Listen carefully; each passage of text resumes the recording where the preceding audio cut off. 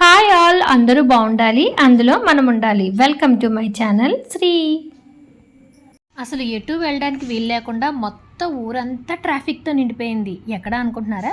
ఏలూరులో గంగానమ్మ వారి జాతర అయితే జరిగింది కదండి. తూర్పువీధి జాతర జరిగినప్పుడు ఏలూరు చుట్టాలు చాలా మంది వచ్చారనమాట. అసలు ఎటువైపు ఏ రోడ్ చూసినా అయితే ఖాళీ లేదు. ఏలూరు ఎంటర్ అవ్వగానే మేము వెళ్ళేటప్పటికి రోడ్ అంతా ఇలా అయితే బ్లాక్ అయిపోయిందనమాట. ఈ ట్రాఫిక్లోంచి బయటపడేసరికి ఇంచుమించుగా ఒక 20 to 30 minutes అయితే పట్టింది.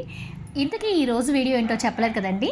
ఏలూరు గంగానమ్మ వారి జాతర జనవరి 26వ తారీఖున జరిగింది. అప్పుడైతే మేమంతా కలిసి మా చిన్నన్నయ్య వాళ్ళ ఇంటికి జాతరకి అయితే వెళ్ళామన్నమాట. చిన్నన్నయ్య వాళ్ళ ఇల్లు పవర్పేటకి దగ్గరగా ఉంటుంది.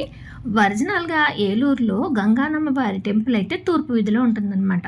అందరూ అక్కడికి వెళ్ళడం కష్టం కాబట్టి వాళ్ళ ఏరియాస్ దగ్గరలో అమ్మవారిని నడివీధిలో పూరిగుడ్స్ వేసి అక్కడైతే పెట్టారనమాట. అలా పవర్పేటలో పెట్టారు. ఇప్పుడు మీరు చూస్తుంది కొర్రల బండి అండి. ఇలా ఏ గుడి అయితే పెట్టారో అక్కడ ప్రతి గుడి దగ్గర ఒక కొర్రల బండి ఊరేగింపు అయితే జరిగిందనమాట. ఇలాగా తూర్పు వీధి గంగానమ్మ వారి జాతర జరిగినప్పుడు ఏలూరులో ఇంచుమించుకు ఒక 5 కొర్రల బండ్లు అయితే ఇలాగ పూరుగుడ్స్లో వేసి స్టార్ట్ అయినాయి అనమాట. ఇప్పుడు మీరు చూసినట్టయితే పవర్పేటలో వేసిన అమ్మవారి పూరుగుడ్స్ అనమాట. ఇక్కడ అమ్మవారి దర్శనానికి చాలామంది లైన్లో ఉన్నారనమాట. యాక్చువల్గా ఏంటంటే ఆదివారం ఏమో మొత్తం అందరూ నైవేద్యాలు పెట్టుకోవడం, సోమవారం కొర్రలబండి ఊరేగింపు, మొత్తం ఊరేగింపు కార్యక్రమం అంతా కూడా చాలా బాగా జరుగుతుందనమాట. ఆ 2 రోజులు కూడా ఏలూరు అంతా అయితే అసలు ఖాళీ లేదు. పెద్దొదిన నేను ఇద్దరం కలిసి అయితే భీమవరం నుంచి ఏలూరు స్టార్ట్ అయ్యాము. వదినైతే మనం ఇంటికి వెళ్ళిపోతే మళ్ళీ వెనక్కి తిరగడానికి టైం పడుతుంది కాబట్టి ముందు అమ్మవారి దర్శనం చేసేసుకుందామంటే పవర్పేటలో ఉన్న ఈ పూరుగడ్స్ దగ్గరికి మేము వచ్చాం అనమాట. దర్శనం చేసుకుని వెళ్ళే వాళ్ళందరికీ కూడా అప్పుడు అక్కడ బొట్టు పడుతున్నారు కదండి, ఈయన పంబలాయన అనమాట. పంపలైన అయితే అందరికీ అమ్మవారి దీవెన అన్నట్టుగా కుంకుమ బొట్టు అయితే పెడుతున్నారు అనమాట. మేము కూడా లైన్లోకి వెళ్ళామండి. చాలా క్రౌడ్ ఉందన్నమాట. ఈ 2 రోజులు కూడా చాలా బిజీగా ఉంటుంది అమ్మవారి దేవస్థానం అంతా కూడాను. మొత్తం అందరూ భక్తులు అయితే లైన్లో వేచి ఉన్నారనమాట. నైవేద్యాలు పెట్టిన నైవేద్యాలు అన్నింటినీ కూడా ఇక్కడ అమ్మవారికి చూపించి అమ్మవారికి ఎదురుగా నల్లమారమ్మ వారి ప్రతిమను అయితే పెట్టారనమాట. అమ్మవారి అంటే చాటా చీపురు పట్టుకొని గ్రీన్ కలర్ శారీతో నల్లమారమ్మ వారి విగ్రహం పెట్టి అమ్మవారి ఎదురుగా కుంభాన్ని అయితే పోసారు. కుంభం పోసిన తర్వాత ఇక్కడ అమ్మవారికి కొన్ని రోజులు కొన్ని రకాల ముగ్గులు అయితే పెడతారనమాట. అలాగా ఇక్కడ వేసే ముగ్గు అయితే ఈరోజు అమ్మవారి ముగ్గు వేశారు. ఈ ముగ్గు వేసి చుట్టూ కలశాలను అయితే పెట్టారనమాట. ఈ పూరుగుడ్స్ దగ్గర అమ్మవారికి చేసిన డెకరేషన్ కూడా చాలా బాగుందండి. చుట్టూ పూలతో అది చేశారు. ఆల్రెడీ నేను సారి సమర్పించిన వీడియో అయితే పెట్టాను కదా, ఆ వీడియోలో చూసినట్టయితే మీకు అమ్మవారి గుడి దగ్గర డెకరేషన్ అలాగే వివిధ రకాలైన దేవతామూర్తులను అయితే పెట్టారనమాట. అలా ఇక్కడ అంతా కూడా చాలా ప్రత్యేకంగా అయితే అలంకరణ కార్యక్రమాలు అయితే చేశారు. తీసుకొచ్చిన కుంభాన్ని అంతా కూడా భక్తులు ఇక్కడ అమ్మవారి ముందైతే సమర్పిస్తున్నారు. ముందుగా చాలా రకాల విగ్రహాలు అవి పెట్టారు. అప్పుడు కూడా నైవేద్యం పెట్టిన వాళ్ళు అన్నీ కూడా తీసుకొచ్చి ఇక్కడ ఇలా కుంభంలో అయితే వేశారనమాట. ఇప్పుడైతే ఆదివారం పెట్టిన నైవేద్యాలన్నీ కూడా తీసుకొచ్చి ఇలా అమ్మవారి దేవస్థానంలో అందరూ అయితే వేస్తున్నారు. నైవేద్యం పెట్టింది అలా సమర్పించేసి అమ్మవారి దర్శనానికి వెళ్తున్నారు. అసలు చాలా రష్ అయితే ఉందన్నమాట. లోపలైతే వీడియో తీయడానికి కూడా ఏం లేదు. లాస్ట్ టైము సారి వీడియోలో అయితే చూపించాను కదా, అది అమ్మవారి ప్రతిరూపాలు లోపలైతే ఉంటాయండి. ఇక్కడ నుంచి వాళ్ళైతే అసలు వీడియోస్ తీయడానికి అయితే అలో చేయట్లేదు. ఇక్కడ ముందు రోజు కొర్రలబండిని మొత్తం ఊరంతా ఊరేగించారనమాట. అంటే ఈ పవర్పేటకు సంబంధించిన అన్ని వీధులను కూడా కొర్రలబండిని ఊరేగించేసి అమ్మవారి దర్శనానికి వచ్చే భక్తులు చూడడానికి కొర్రలబండి పక్కన అయితే పెట్టారు. మేము ఇక్కడ నుంచి మా అన్నయ్య వాళ్ళ ఇంటికి వెళ్ళిపోయామండి. మేము వెళ్ళేసరికి చుట్టాలు అయితే చాలా మంది వచ్చారనమాట. అంటే సారి సమర్పించినప్పుడు చాలా మంది అయితే వదిన వాళ్ళ అమ్మగారి వైపు వాళ్ళందరూ కూడా వచ్చారు. కానీ ఇప్పుడు ఏంటంటే ఏలూరులో జాతర జరుగుతుంది కాబట్టి ప్రతి ఒక్కళ్ళు కూడా నైవేద్యాలు పెట్టుకుంటారు కాబట్టి అందరూ పిలుస్తారు అనమాట. వదిన వాళ్ళ చుట్టాలు ఎక్కువగా ఏలూరులోనే ఉన్నారండి. వాళ్ళ మావయ్య వాళ్ళందరూ కూడా ఈరోజు జాతరకు పిలిచారంట. అందుకని చెప్పి ఎక్కువగా వదిన వాళ్ళ చుట్టాలు అంతా కూడా అక్కడైతే ఉన్నారు. మేమైతే అంటే మా అన్నయ్య వాళ్ళ సైడ్ చుట్టాలందరూ అయితే ఈరోజు ఇక్కడ ఉన్నాం అనమాట. ఎక్కువ మంది చాలా మంది అయితే వచ్చారనమాట. మా పిన్నులు, మా అత్తయ్య వాళ్ళ పిల్లలు, మా పిన్ని వాళ్ళ పిల్లలు అందరూ కలిసి అయితే చాలా ఆనందంగా అయితే టైం స్పెండ్ చేసామన్నమాట. వచ్చిన వాళ్ళందరూ కూడా ఒకళ్ళొకళ్ళు మాట్లాడుకుంటూ సరదాగా కౌరులు చెప్పుకుంటూ ఉన్నామండి. మధ్యాహ్నం లంచ్ టైంకి అయితే ఆ రోజు రథసప్తమి అవ్వడం వల్ల వెజ్ తినే వాళ్ళకి వెజ్, నాన్ వెజ్ తినే వాళ్ళకి నాన్ వెజ్ అయితే సపరేట్గా అన్ని ఐటమ్స్ అయితే చేంజ్ చేశారు. ఈ గంగానమ్మ వారి జాతర టైంలో ఏలూరులో ఎటువైపు చూసినా కూడా ప్రతి ప్రతి ఇల్లు చుట్టాలతో చాలా కలకలలాడిపోతుందనమాట. ఎక్కడ చూసినా సరే అన్ని టేబుల్స్ వేసేసి, కుర్చీలు వేసేసి భోజనాల కార్యక్రమాలు అయితే జరుగుతున్నాయి. చాలామంది అయితే వంట మనుషుల్ని స్పెషల్గా పెట్టుకొని ఇంట్లో వంటలు అయితే చేయించారనమాట. ఈ 2 రోజులు కూడా మనకి అక్కడ మనం వేయాల్సిన షామియానా ఉంటుంది కదండి, టెంట్స్ కానీ కుర్చీలు ఇలాంటివి కూడా అసలు దొరక్క పక్క ఊళ్ళ నుంచి కూడా రెంట్కైతే తీసుకొచ్చుకున్నారంట. అలాగే వంట మనుషులు కూడా చాలామంది అయితే దొరకలేదు. కొంతమంది ఇంట్లో ఓన్గా ప్రిపేర్ చేసుకుంటే, కొంతమంది వంట మనుషులు పెట్టుకుంటే, ఇంకొంతమంది అయితే క్యాటరింగ్ ఇస్తాం కదండి, అలా క్యాటరింగ్ ఇవ్వడానికి కూడా క్యాటరింగ్ చేసే వాళ్ళకి కూడా ఖాళీ లేదనమాట. అంత బిజీగా అయితే అమ్మవారి జాతర అయితే జరుగుతుందనమాట. చాలా పెద్ద ఊరు కాబట్టి ఎక్కడా ఖాళీ లేకుండా మొత్తం ట్రాఫిక్తో నిండిపోయింది, చుట్టాలతో నిండిపోయింది. అలాగే ఈ టెంట్స్ అన్నీ కూడా బిజీ అయిపోయినాయి. భోజనాలు వండే వంట వాళ్ళు, క్యాటరింగ్ చేసే వాళ్ళు అందరూ అయితే బిజీ అయిపోయారు అనమాట. మేమంతా అయితే ఒక చోట కూర్చొని అయితే కబుర్లు చెప్పేసుకుంటున్నాం. మా పిన్ని వాళ్ళ అమ్మాయిలు, నెక్స్ట్ వచ్చి వాళ్ళ కోడళ్ళు ఏంటి, మా పెద్దొదిన వాళ్ళు, ఇలా అందరూ అయితే చాలా బాగా అయితే కబుర్లు చెప్పేసుకున్నాం ఉన్న కాసేపు.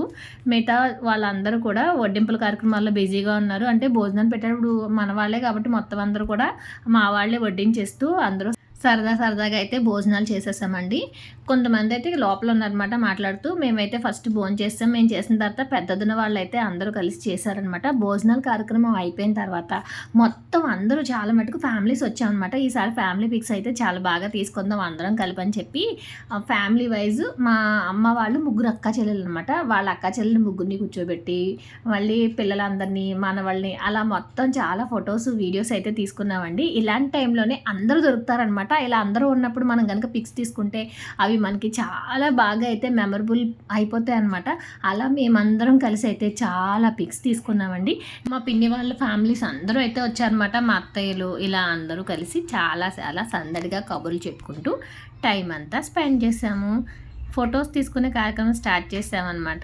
ఇంకా అసలు చాలా బాగా జరిగింది మొత్తం అంతా. అయితే చూడండి, అందరూ కూర్చుని అయితే లైన్లో, మా అమ్మ వాళ్ళైతే 3 అక్క చెల్లెలు అని చెప్పాను కదా, వాళ్ళందరూ, మా పిన్ని వాళ్ళ పిల్లలందరూ కలిసి అయితే ఇదిగోండి ఇక్కడైతే మా పిన్నులతో కలిపి మా అమ్మ మొత్తం మనవాళ్ళు మనవరాలు అందరినీ పెట్టుకో ఒక ఫోటో అయితే దిగేసనమాట. ఇవే కాదు చాలా పిక్స్ అయితే తీసుకున్నాం అనమాట. అన్నీ కూడా అండి మా పిన్ని వాళ్ళ అమ్మాయిలు అబ్బాయిలు ఉంటారు కదండి, వాళ్ళ ఫ్యామిలీ వైజ్ పిక్స్ అని చెప్పి ఒకసారి కూతుళ్ళతోటి, ఒకసారి కోడలతో, ఇలా రకరకాలుగా అయితే ఫొటోస్ తీసుకున్నాం అనమాట.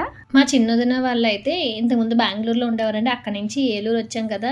7 ఏళ్ళ తర్వాత జాతర జరుగుతుంది కాబట్టి వచ్చిన చుట్టాలందరికీ భోజనాలతో పాటు ప్రతి ఒక్కరికి అయితే బట్టలు పెట్టారనమాట.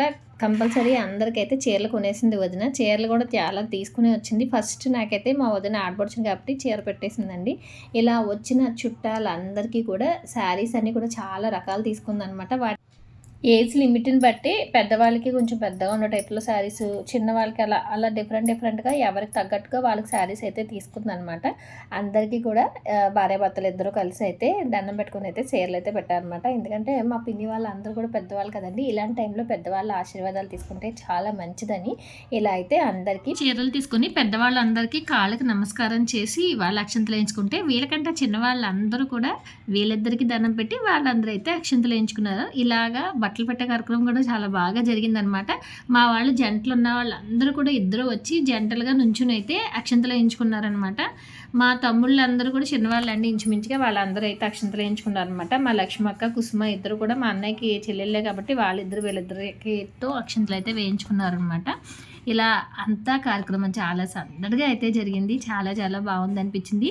మా స్వామి తమ్ముడు శ్యామల అయితే మా చిన్నన్నయ్యకి, చిన్నదునికి నమస్కారం పెట్టారు కదండి, అలాగే పెద్దదుని పక్కన ఉందని చెప్పి పెద్దదుని కూడా అక్షంతలు వేయమని చెప్పి ఇద్దరికైతే కాళ్ళకి నమస్కారం పెట్టారనమాట. ఇలా చుట్టాలందరితో సందడి అంతా కూడా చాలా బాగుంటుంది కదా సరదాగా. మా అత్తయ్య గారు వాళ్ళ అబ్బాయి అనమాట అండి. మా అన్నయ్య కంటే కొంచెం మనసులో పెద్దోడు అనమాట. లలిత చిన్నది కాబట్టి అన్నయ్యకి అక్షంతలు వేసి అయితే ఆశీర్వదించమంది.